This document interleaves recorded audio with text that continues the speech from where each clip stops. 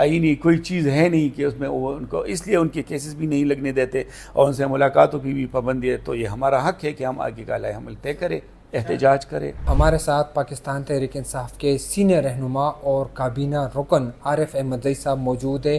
ان سے بات کرتے ہیں کہ پاکستان تحریک انصاف نے 5 اگست کو ایک بار پھر جلسے کا اعلان جو ہے وہ کیا ہے. اس کے ساتھ ساتھ جو دیگر سیاسی صورتحال ہے ان حوالے سے ان کا کیا کہنا ہے. صوبے کے جو وزیر اعلیٰ ہے وہ سمجھتا ہے کہ مجھے جو مینڈیٹ دیا گیا ہے یہ عمران خان کا مینڈیٹ ہے. تو عمران خان اس پارٹی کا لیڈر ہے، تو اس کو ملنے کے لیے سی ایم صاحب نے کئی درخواستیں دی، کئی مرتبہ خود وہاں پہ گئے. ایک عام جیل سپرڈنٹ اس کو کہتا ہے کہ مجھے اجازت نہیں ہے کہ آپ سے ملاقات کروا سکے. تو اس نے یہ سارے آپشنز یوز کیے، لیکن کچھ ہم عدالتوں میں گئے. سی ایم صاحب نے کوشش کی ہے کہ اسلام آباد ہائی کورٹ کی چیف جسٹس سے ملے، اس نے بھی انکار کیا. اس کے بعد کوشش کی کہ سپریم کورٹ کی چیف جسٹس سے ملے، لیکن وہاں پہ بھی ملاقات نہ ہو سکی. اس کے بعد ایک پروگرام میں سی ایم صاحب نے اس کو سنائی بھی ہے کہ میں کیا چاہتا ہوں، میں صرف ملاقات چاہتا ہوں اور ان سے گائیڈ لائنز لینا چاہتا ہوں، لیکن وہ بھی نہیں ہو سکا.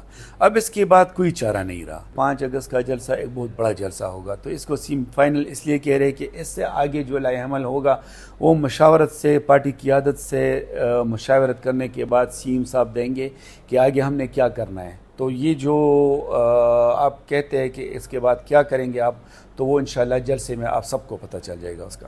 آپ کے خیال میں کیا ہوگا؟ سر یہ میں یہی سمجھتا ہوں کہ آئین کے دائرے میں رہ کر سب کچھ ہوگا. تو انشاءاللہ جو بھی لائحہ عمل ہوگا، خواہ وہ لانگ مارچ ہو، خواہ وہ اسلام آباد جانا ہو، کہیں پہ دھرنا دینا ہو، لیکن انشاءاللہ اس کے بعد ہم یہ سارا کچھ کریں گے جو بھی پاسبل چیزیں ہیں آئین کے دائرے میں رہ کر.